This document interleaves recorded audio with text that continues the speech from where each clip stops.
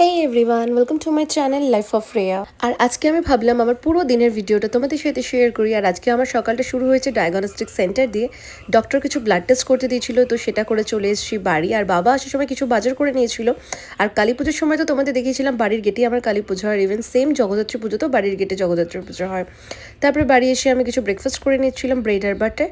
আর যেহেতু এখন আমাদের ভেজ চলছে, তো মা ভেজ কিছু রান্না করেছিল। একদম শাওয়ার নিয়ে একদম লাঞ্চ টাঞ্চ করে নিয়েছি। আর তারপরে সন্ধ্যাবেলা একটু রেস্ট নিয়ে আমি আর মা যাচ্ছিলাম ছট পুজো দেখতে, মানে গঙ্গায় যেটা হয়। আমি কোনোদিনও যাইনি, ফার্স্ট টাইম যাচ্ছিলাম, ভাবলাম তোমাদের সাথে শেয়ার করি।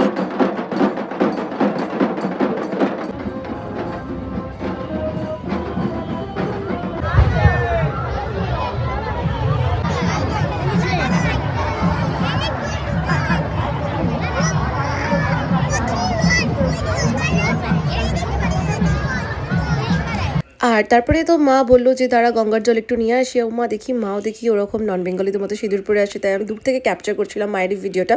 মাকে কেমন লাগছে তোমরা কিন্তু প্লিজ জানিও।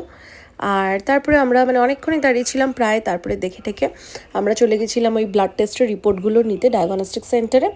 আর ওখানে কিছুক্ষণ ওয়েট করার পর দেন আমরা পেয়ে গেছি আমাদের ব্লাড টেস্টের রিপোর্ট। আর তারপরে আসার সময় মাকে বললাম যে চলো ফুচকা খেয়ে যাই, এখন যেহেতু ভেজ খাচ্ছি তো ননভেজ তো কিছু খাওয়া যাবে না। আর তারপরে ফুচকা খেতে দাঁড়িয়ে পড়েছে। আর আমার মনে হয় মেয়েরা দেখো বাটি হাতে একমাত্র ফুচকা কাকুর সামনেই দাঁড়ায়। তো যাই হোক, জাস্ট জোকিং, ফুচকা টুচকা খেয়ে ভাইয়ের জন্য ফুচকা নিয়ে নিয়েছি। আর যারা ছট পুজো করে গঙ্গা থেকে বাড়ি ফিরছে তাদের দেখতে দেখতে আবার আমরা বাড়ি পৌঁছে গেলাম। আর আমার ভিডিওটা কেমন হচ্ছে অবশ্যই জানিও।